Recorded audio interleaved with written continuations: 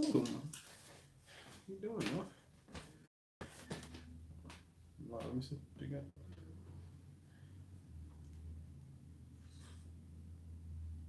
Ain't nobody here. Yeah.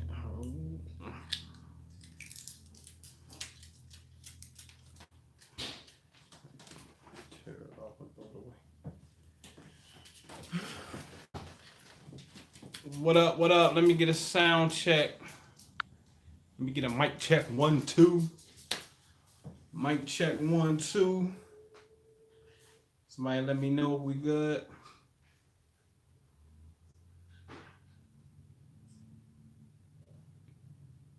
Do me a favor, type in the chat. Let me know you can hear me. That way I know we straight. What up, Solar Mike? It's cracking, man. Oh, thank you. We'll let the room light up for a minute. Jal 716, what up? Noor, tell that lady don't be running her big old mouth. What up, yours truly? What's happening? Anwar, what's good?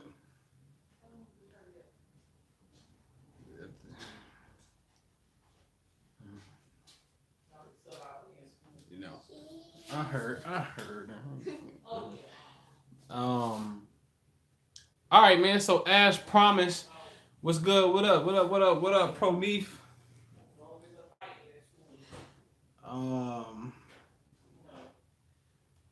So man, where we at? 11, 12. We gotta do thumbs up to alert. Let's do our intro thumbs up to alert people. Let our core people know that we in the building. We about to build like Bob the Builder. Chilling, just finished grinding one business. Okay. Hey, man, me too, man. I was down in the dungeon downstairs in the basement with these, getting my postcards ready, man. So we can get this property, get some of these deals going. What up, Marcus? What's happening? You know what I mean? AK Gorilla. Yep. All right. So yesterday I said I was going to talk about the North Node real fast, right? And so the North Node is by far one of my favorite pieces. And in a chart, it symbolizes what we are here to learn and do. It's like the completion of the soul's evolution, right? Then I was like, well, dang, what could be more important than that, right? The soul's evolution and what you must do in a sense. Because it made it seem like everything else to a degree was kind of trivial. Mars is your passion, Venus is your relationships, and the sun is your character, the moon is your emotions and a woman, and you know, everything else was just everything else of what and your soul's mission, right? And so this is a very interesting thing because we got to realize that the North Node, although real, is 100% fictional.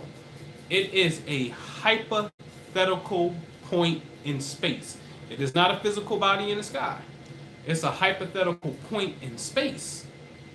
And this is very interesting because Chris Brown and Rihanna had somebody's node was in the exact same position, the exact same constellation where somebody else's, I think it was their son, was at. And this forces some soul growth. And if you're not ready for it, then it's going to be some friction and some heat.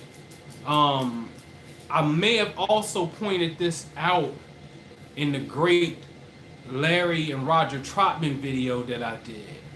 I believe they had something very, very, very close on the node as well. So this hypothetical point is talking about You know, the Earth has its orbit around the sun, the moon has its orbit around the Earth, and the moon's orbit will intersect around the would intersect. If it was to intersect, it would be right here. And that's the hypothetical point. It's a hypothetical intersection. Okay?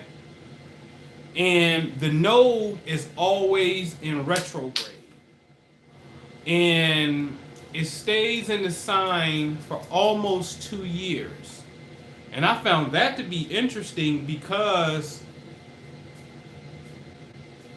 if you're not within a 2 year group of people, and that's at the beginning of the period when the node first gets into a sign, then y'all going to have different souls mission. And it made me wonder, well, shit, is this the reason why this soulmate thing to a degree seems so hard to find? Because although, you know, we're all peers in a sense, our peer group, within that peer group, the node, if I'm not mistaken, is about 1.8 years in the sign. So, shit, somebody that's 3 years older than you, 2 years older than you, or what about just 1 year because the node moves into another sign next year? Like, different souls missions, different points of growth. So, I always found that interesting. So anyway, let's deal with the node. The node is the soul's growth. What a lot of charts don't show you, especially astro.com, is exactly opposite the north node will always be the south node. Exactly opposite the north node is the south node. So if your north node is 26 degrees Libra, then 26 degrees Aries is going to be the south node. Okay? Guaranteed. All right, the south is your past, what you did before, which you've mastered already. All right? The north is what you have to develop, potentially what you neglected before. So something that you have to develop. So let's go through the node, through the signs or the houses. They're the same thing. First house, Aries, self. You have the permission, the cosmic permission slip to learn how to be selfish and put yourself first. Whether it's your parents or whether it's just you getting ready to go out into the world, this go around you need to focus on you. Because the south node is opposite, which is Aries. Which is Libra. Which means, hey, you've done the relationship thing before. So don't get caught up in the relationship for the sake of who you are. It's all about you this go around. Okay? So self-development is the absolute must. It is a mandate when you have the north node in the first house or Aries. Okay? Move over to Taurus. Now you're here to learn about finances and values. Okay? It's just that simple. Whatever you deem to be of value, financial flow, possessions, you're here to learn about money. Okay? You need a crash course in money. You have to learn it. Okay? Because in the past, Scorpio, it was joint finances. Could have been in power struggles with people or you were sharing with people. But in Taurus, it's more of a personal financial development and not necessarily you sharing with others. It's about you taking care of your financial business. Okay? All right. Now, Gemini, this is the oxymoron, Gemini and Sag, because it kind of don't make no sense to me, and I'm going to explain that. You're here to learn how to communicate something you got to say, write a book, speak, live your truth. It's something that you have to say when you got the node in Gemini. Past life marker is Sagittarius, the expansion of the mind, the college professor. And I'm like, huh? How is it that you was the college professor, but this go around you got to learn how to communicate and talk. You see what I'm saying? And so those two have always been the mental axes are those are the oxymoron to me. It's like I can't understand why they consider Mercury to be in detriment in Sagittarius, when Sagittarius is the philosopher, the college professor, and Mercury is the high school teacher. So it's like, wait a minute, you're just evolving. So anyway, so the node in Gemini, you're here to learn about communication. Something you got to say. You need to write something. You need to say. You need to say something. Something going on with communication. North node in Cancer, fourth house. You're here to grow into family. Um, you're probably going to be growing into a little bit more privacy, but it's something about family. In fact, the past life marker South Node denotes that hey, you was very successful and you put career first. So you did domestic life, your private life, and your family life. Okay, that's the North Node there. It can get a little spiritual because the fourth house is spiritual ancestors and things of that nature. So you can be potentially learning how to grow to tap into that as well. Okay. The fifth house, you're here to grow into love, fun, romance, possibly even children. These are your areas of growth. You're growing into your own creativity. Past life marker would be in in Aquarius. Um, you put humanity first. It was all about the group collective. The Aquarius gets the bad rap. It ain't necessarily bad, but it can be perceived to be bad. Uh, shit, the spouse feels like the group, the friends, the group of people, humanitarian effort is more important than love. That's an Aquarian trait. It's Bob Marley. Everybody is equal. You know what I'm saying? Love just have different expressions. You love your children, but you got different expressions of them. You don't do the things that you do with your spouse that you do with your children out of love, right? Okay. So love has different vibrations. Okay. And so when the North Node's in the fifth house, is you're here to learn how to grow into love and children and romance and things. Because again, Aquarius South Node suggested that, oh shit, you was all about humanity in the last go round. Okay. You was a part of the organization Aquarius that you neglected to have children. Okay. Or neglected the children. Moving on to the node in Virgo, sixth house. You're here to learn how to grow into. This is interesting. Something about work, health, also possibly being a part of some type of charitable organization that's about serving people. Okay, um, it's all about life of service. South Node in Pisces suggests in the past life you escaped. You you was off in the mountaintop. You was in seclusion. You was like a hermit. You didn't deal with it. You didn't deal with being a part of something that was serving people. Okay? So the North Node in the sixth house, you're here to grow to be of service to people, to be a servant, in the most sense of the word. All right. Now the energy's about to flip flop because we're about to go to the opposite side of the solar system, Libra. Oh, now you're here to grow into relationships, Libra. Okay, North Node in Libra, you're here to grow something about maybe marriage or gets on your damn nerve. Karma is it's a pain point of growth. It's something about relationships, right? It's a pain point. Um, South Node in Aries. Oh, because you was a conqueror. You was on the go. You that fire Aries like pewing them out. I gotta go do something. Okay. And I'm gonna talk about cheat codes after this. All right. So North Node and Libra is obvious. Close friends, partnerships, whether business and or personal, such as marriage. Okay. North Node in Scorpio, here to grow into, or the eighth house, here to grow into, I don't know, man. It could be metaphysics, what we call metaphysics. It can be what we call occult subject matters. Also, growing into sharing your money with your partner. Well, it ain't necessarily you sharing your money, creating something where y'all can merge together financially. That's the struggle point of the North Node in the eighth. Okay. Um, Slick ass investigator too. I've seen somebody with a North Node in the eighth that's cold blooded, man, cold blooded. North Node in the ninth, another oxymoron.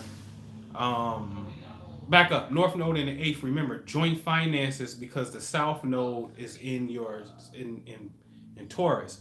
So it's not about personal finance, it's about joint financing, joint ventures, investments, things of that nature when you got the North Node in the eighth. North Node in the ninth is you're here to grow into philosophies, learn wisdom. Um, you're here to just really learn. Like this is definitely a very, very strong educational marking where you have to travel or yeah, it'd be nice to travel outside the country and learn about different cultures and philosophies and things of that nature or foreign trade. Okay. North Node and Cap, you're here to learn how to be successful, ambitious. Um, it's career orientated. It could be government. It's authority. You're here to grow into a position of authority. 10th house placements. Usually, if the sun is here, Saturn is here. You can bet your butt that person is going to be the supervisor or the commander or something. That person is going to be in a role of leadership. So when a North Node is here, you're here to grow into that leadership position in your life somewhere. Definitely dealing with career and success. Okay. Public. That's that. The 10th house is public. All right. North Node in Aquarius, the 11th house. Um, Back up because back to Capricorn, the North South Node is in Cancer, which means you did the home like the domestic thing before. You did the home thing so much you didn't go out into the world and do anything. So this go around, you got to get outside the house. North Node in Aquarius is all about the group. It's all about humanity. It's all about the power of the people. Okay. And the South Node is in Leo, where it's about, oh, you did the love and the children and all of that. So now in Aquarius, you absolutely have to be a part of Aquarian type of things. You can also be growing into something about technology can help you, but more on a personal level, I think it's going to be more about friendships, groups of people. That's about social changes. Aquarius cares about the social condition of humanity. So you're here to help uplift humanity. Okay. And finally, the North Node in Pisces, the 12th house, will give us you're here to grow into spirituality. You're here to grow into mysticism. You're here to get into that part of what I call transcendental consciousness, learning how to perceive. That's what intuition is, to perceive something in this reality before it happens, whatnot. Because the last go around, you could have been a servant and you could have been, always doing charitable type of things, but you didn't necessarily get into spirit. So North Node in the 12th house and Pisces wants you to go on these reclusive retreats where it's like a talk fast type of deal and you're off by yourself, no technology, and you really just chiming in. I keep having visions of Sedona when that happens. Like it's you off in Sedona and there's no communication for however long you desire, and you really just getting in tune with inner self. Sedona is a perfect place for inner reflection. It's not a place to come and party and be loud. It's a subtle energy that's there, that calls you, brings you your purpose out. Okay, so that's the node. All right, so the cheat code that I was going to tell you about, um, the cheat code is you could be, let's say you got the North Node in Libra in relationships, and you have to grow into relationships, but your South Node is in Aries, but you got the sun is in Aries. So the cheat code is they tell you kind of shy away from the south node a little bit. At least don't do this much as you should be doing a north node placement. So you're supposed to be over here in Libra developing relationships, but you yourself was born in Aries, and the sun is in Aries, but you have no choice but to express the Aries energy because you were born with a planet in the same sign of the south node. You're using cheat codes. So the cheat code is I get a pass to implement that past life energy that I've done before. Aries, my sun is in Aries, although my north node is way over here in Libra. I can get away with still being Aries. But you got to watch that because it's obviously it'd be a little bit easier for you to do that south node type of swag type of thing because your sun placement or other planets are there, which are really in obviously opposition to your north node. But the opposition is really a balance point. So shout out to Drake and Meek Mill, because they did a video together. You know, I ain't gonna say when Drake first came out, but when Meek first kind of got on in Philly, then we saw a beef, Taurus and Scorpio opposition beef, and then you just saw them rekindle because the opposition, I always say, is supposed to balance you out. The sign that's opposite you is the complementary element to your zodiac sign. So opposite earth is always going to be water and vice versa, and opposite air is always going to be fire and vice versa. Okay? And so these nodes are balancing points that we have, and we just can't neglect the north node. All right? Don't neglect the north node. All right? And that's the nodes, man. When I consult, I want people to understand, and I usually use that last because I consider the node the little cherry on top of the whipped cream. And so I want people to have a firm understanding of what their soul's mission is. And it's by far, again, it's my favorite piece because when you're talking about the soul, like how can you not deal with that? All right? And so some of the things y'all got, man. North Node and Sun is in Libra. My partner is in Aries. So if your North Node and Sun is in Libra, that means your South Node is in Aries. But his Venus is 2 degrees away from where my South Node is. So that's telling you that this person is a past lover of yours. Venus is relationships. It's already in Libra, relationships again. South Node is the past. Anytime that you have a planet 2 degrees and closer, that's very intense. Very intense. And so this is denoting a relationship from the past that has taken place. That's a very good marker. I like that because it represents the past. And now you get to determine what the quality of this relationship is going to be like. So I was thinking about Mars today because that fool tried to run up on me it's always through somebody else. So Mars tried to get me today. I was almost in some things today. And so I sat back and I was thinking, and I'm talking about cutting the chains of karma through our own actions, right? Especially if you can identify a mirror situation that you did, what you're complaining about or what you don't like in this lifetime. And so I remember when a neighbor, in fact, I had moved, but my family was still there. And a neighbor put a ladder up to the back window, scaled the ladder, and went in the house. And just so happened, people happened to come home when they just did it, and she heard them run out the house and whatnot, and gone. So at that time, I had Mars on a certain aspect where it would easily foretell burglary.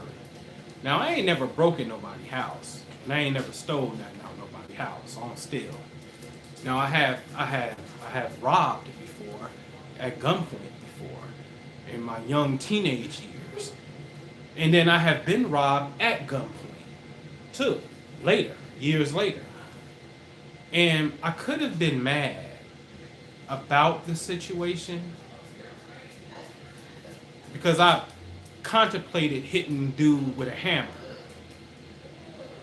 But at this time I started to have I had knowledge of self, as we call it, and I started reflecting on the things that I have done to may have warrant such payback.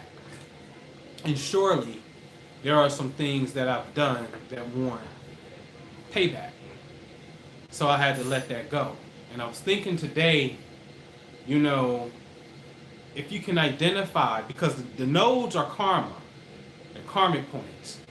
If you can identify a mirror, something happens to you, you don't like it, and can you identify a mirror of something similar that you did that's just like that, or very similar in its nature? If you can, you got to take that L. You can't be mad at the experience. In fact, you got to praise that experience, because space and energy is intelligent and it's watching how you are stamping the experience with your emotion. And DNA is recording your perception. So if I bring a little girl in here and I say spider, she out. But spider to me is cool. I'll let you out the front door. So your perception is everything. And when it comes to these nodes, you always have to be, at all times, period, you always have to be aware that you're being aware. If that makes sense. Be aware that you're being aware. Every experience is a God experience. I'm always looking for a God experience. Always. Always. Because every interchange is exactly that. It's a godly thing. And so be careful on how you perceive things. And if you can, again, if you can see the irony, you can see the mirror, take that as a very good lesson that you understand and you got the message and whatnot. All right.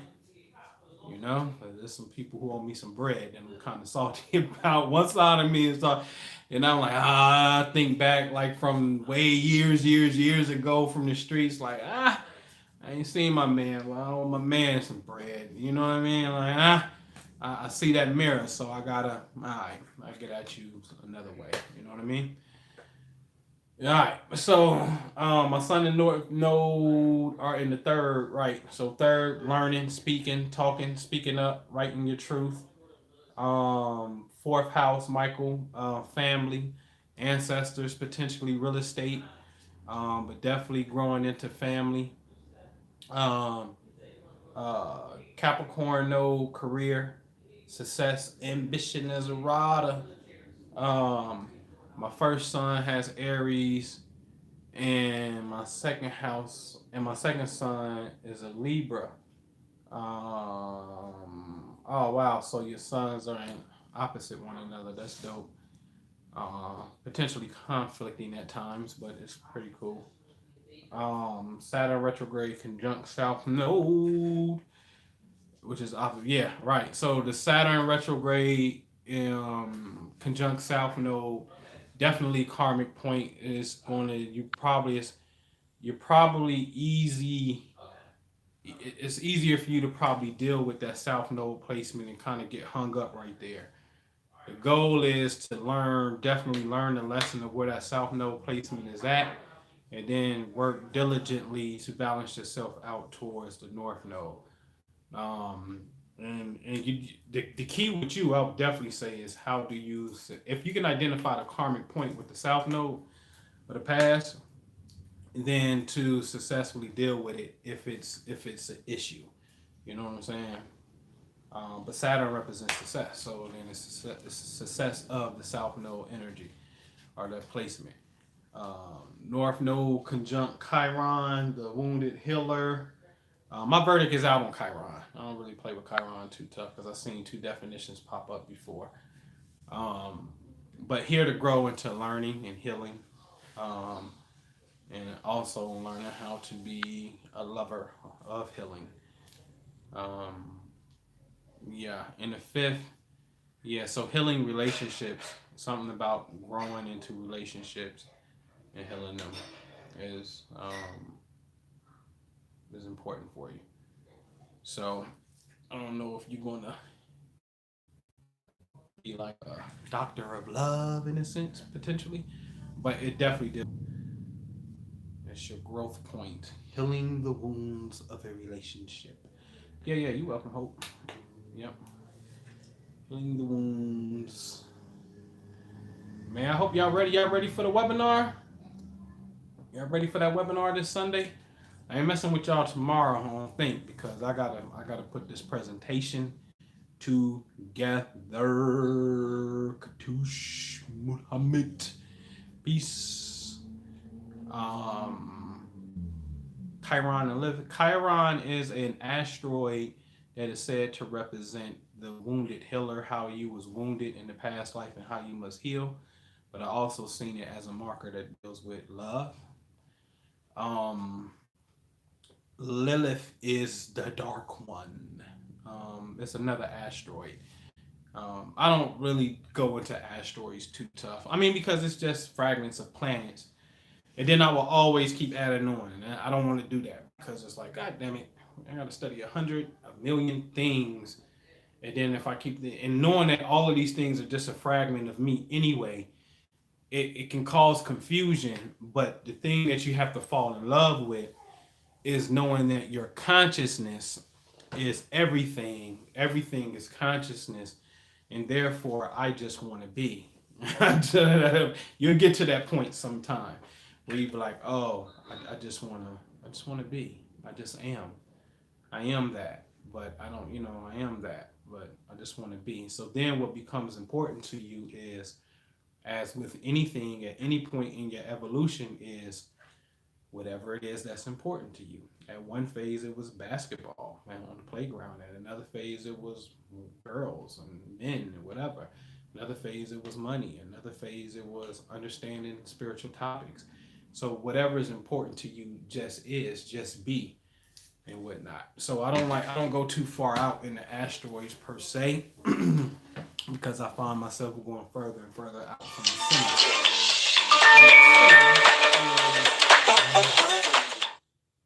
All right, hold on. Let's Minister Jew. I've gotta send him a message real fast.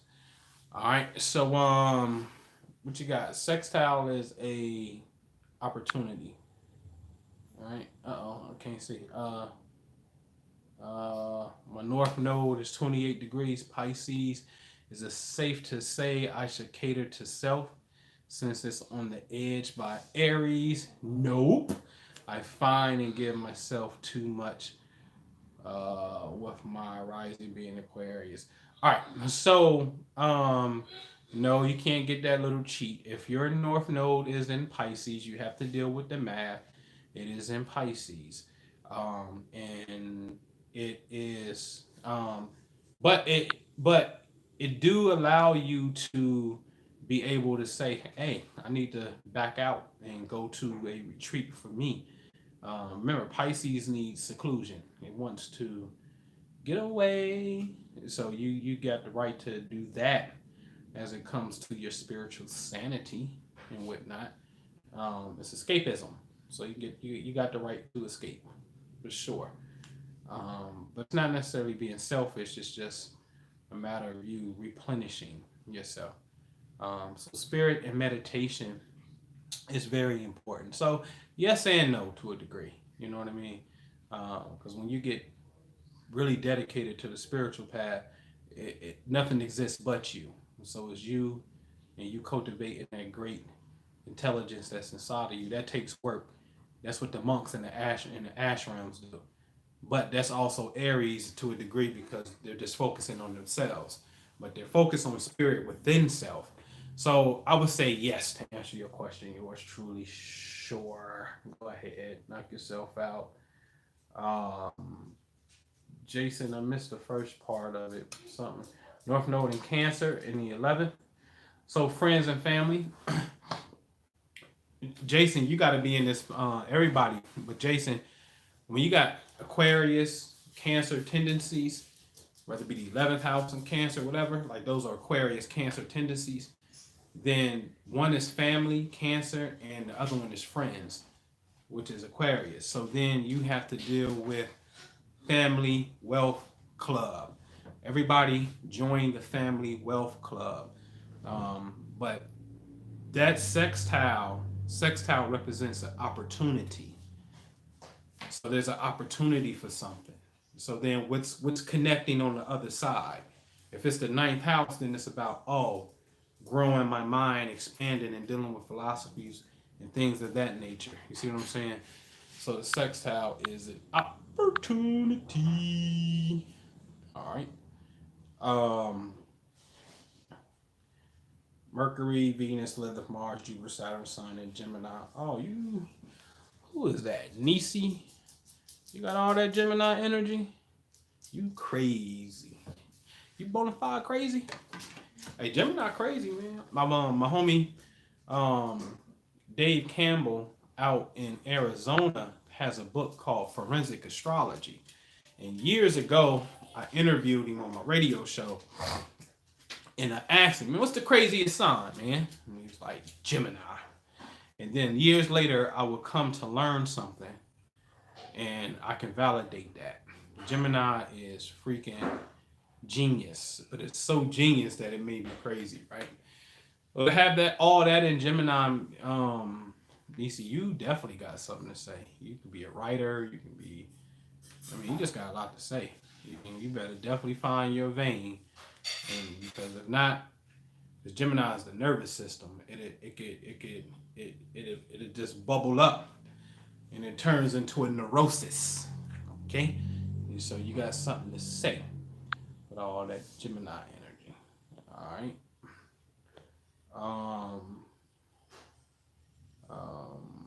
Aaliyah Kuntz, what's in Taurus? The money maker? North Node, Taurus. Oh, yeah. You're here to grow into that money, man. Stop playing, man. Join this family wealth club, man. Get this moolah. Here to grow on the money. King Simon, you can't be promoting and stuff in the realm of information to the people. Information to the people.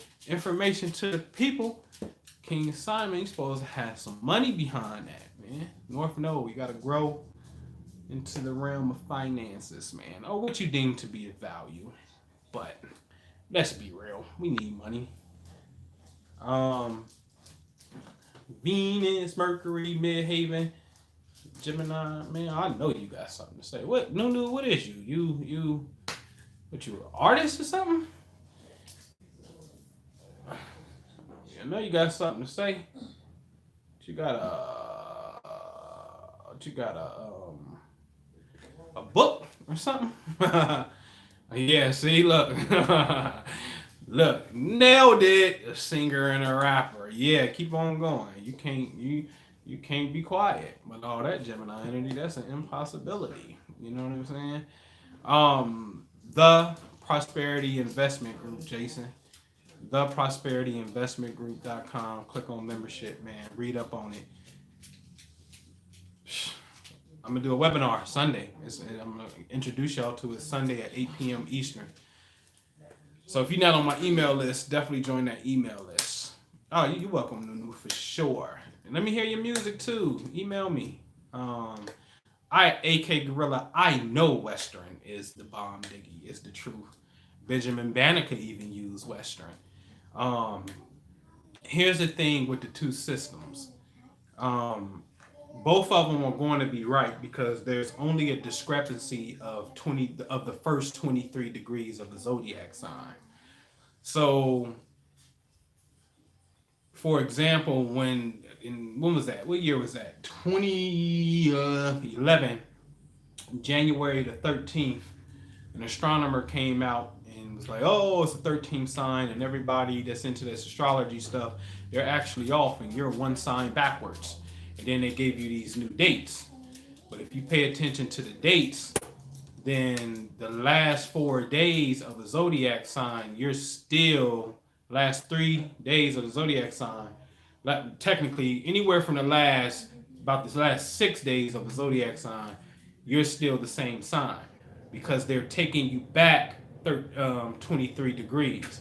And so if I'm a 27 degree Aquarius, then I'm going in the sidereal system, then I'm gonna still be an Aquarius. I'll be like 4 degrees Aquarius.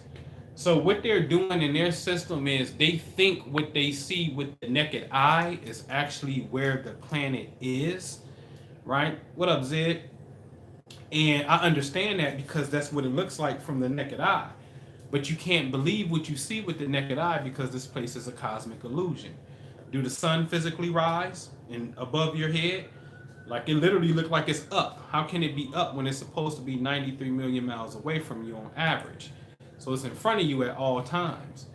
You know what I'm saying? So do the moon be full and then tomorrow and 2 weeks later it's a half a moon and then it's a crescent moon? Is it physically changing its size or is it based off the angular perception of light that you can only see a certain side? So you cannot believe what you see with the naked eye off those two cosmic phenomenons right there. You don't feel the Earth's spin orientation that's producing the day and the night. You don't feel that spin orientation. So therefore, since we're spinning and then we're moving, then I can't quote unquote believe it in real time anyway, because it don't even look like it's moving by me looking at it. So, and I know it's moving and I'm moving, but why do it look like it's not moving? But every couple of minutes or to the hour, it will be in a different position. Slowly but surely, it's in a different position, but me looking at it, I can't see it moving in position. So I can't believe what I see with the naked eye. The reason why we're both going to be right is because we don't have an argument if it's a new moon. The sun and the moon are together in the sky. We don't have an argument about that. We have an argument about what sign is it taking place in. So the mere fact that the sun could be your expression and the moon could be your emotional self, Mars can be, your passion. We're not arguing about the energy of the planets because we agreed that these planets have the same definition. So the mere fact that these planets are still in opposition to one another, are still in the same spot called a conjunction with one another, and those planetary energies are going to play out, the sign almost becomes irrelative because we see the energy of the planet play out, so it'll look like we're both right because we are both right at the same time. But the reason why I'm gonna go towards Western is because Western knows that the Earth is said to be tilted at 23.5 degrees. That gives the illusion. So which you think you see in the naked eye, that thing is in past tense, which makes sense because you're moving. So you don't see it in quote unquote real time. You see it in past tense. In fact, when you understand this place that you live in, light from the sun takes about 8 minutes for the photon to actually travel to you and touch you. So your whole interaction with light, which is everything, right, is in a past tense. It's already tangled up with something else before it quote unquote got to you. So you don't see planets in real time. You don't experience the light of the sun in real time. For all we know, the light can go out right now on the sun and it'll still be light in our reality for 8 minutes until it go dark. We can be looking at stars that burned out millions of years ago and it's just so far away, it still look like it's in existence, but it's not in its reality. So you can't believe what you see with the naked eye. So we know that these planets are actually 23 degrees up and not back. Okay? And plus, here's the kicker. If both astrologers agree to the law of secondary progression, that each year on your birthday, the sun progresses up 1 degree, guess what? If I take you back 23 degrees, when you turn 23 years old on your 23rd birthday, you would be right back to where you was when you started. So you're going to come back to yourself anyway. So what I love about the philosophy of both systems is I'm not about to go backwards because one, I understand the cosmic truth. Two, I just understand it. Three, you're never dealing with the future when you do that. You feel the future. You can't see it. You can only see it via the imagination. You can only see the future via the imagination. You do not see these planets in real time because everything is moving, the earth is tilted, so it's in motion. So it looked like when you look at it, take a picture of it, nah, bro, that was there. Jupiter was there. Well, you think Jupiter was there a year ago in reference to where it looked like it is in the sky right now. That was last year. That was the whole year ago. The sun, 23 days ago. Saturn, 2.5 years. Okay? The rotation of them, like, that tells you how far back you are. So deal with Western. Because I know for a fact, Minister Jew ain't no Taurus. I know it. That's not a Taurus. That is a Gemini. It's not a Taurus. And he's an early Gemini. So technically he would fall in a system as Taurus. That's not true. It's not true. But that's how you can understand it though, man. You know what I'm saying? So who is running the planets? Are they people? Ooh, what you mean running the planets? It's a good question. What you mean running the planets? We run the streets. What time is it? 2:45. Mauritius? I don't know. You know, all planets have a archetype. It has a energy. It has an intelligence. And we can call it whatever because the name only changes according to the culture. So it's an intelligence. And I wouldn't necessarily, because again, the name is only going to determine the culture belief system. I just like to deal with raw energy. I know Mars is heat and passion. I know it. I know Venus energy is more of a loving, softer type of feel. You know what I mean? So who running it? The divine intelligence itself, which is everything, that's why the Orishas are God, that's why the Greeks are in their mythology is gods. It's different fragments of the conscious program. The conscious program has everything that you can ever imagine inside of it. So it's running itself. And we are it without a shadow of a doubt, right? Because these things are a mirror of us. But it's just a beautiful balance point. Some like to try to exude man's superiority of it, and that ain't happening. And some like to exude the external authority over us, and it's not true either. I always say the Chinese hit it on the head. They have it. It's yin and yang. It's a perfect balance. They understand that the two is really one, and that's an oxymoron, and that's what it's supposed to be. Odd numbers are really even numbers. Odd numbers are really even numbers.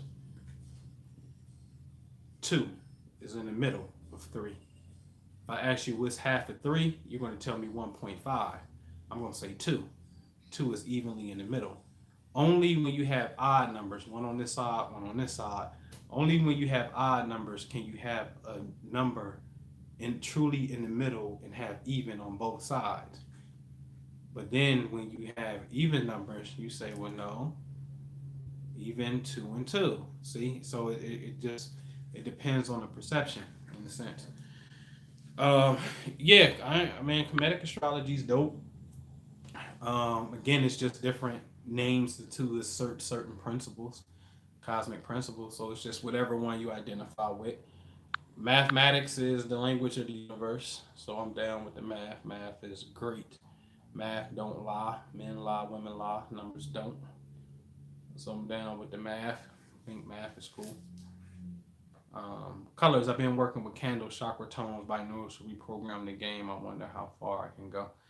Yeah. So, color therapy is the bomb diggy.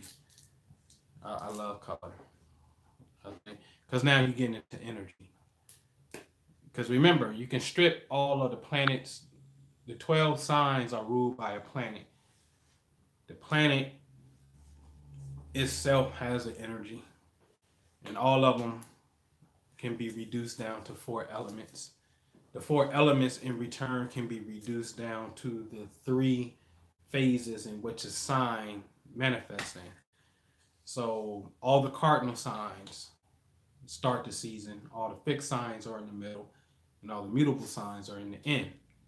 And so we just went from 12, then each planet back in the day, only each sign had a planet, which is only seven.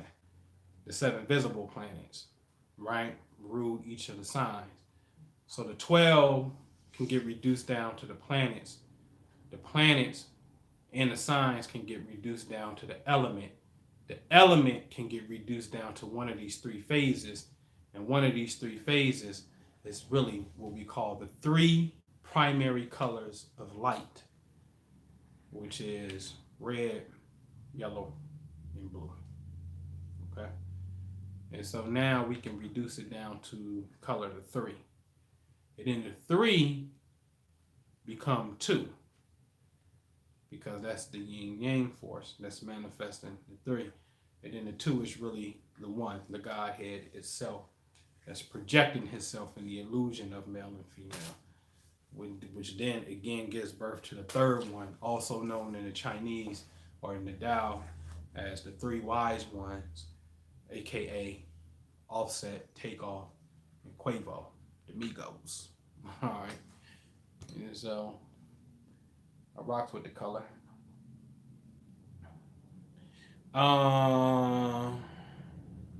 Stats are fabricated. Well, it depends. I don't know. It depends.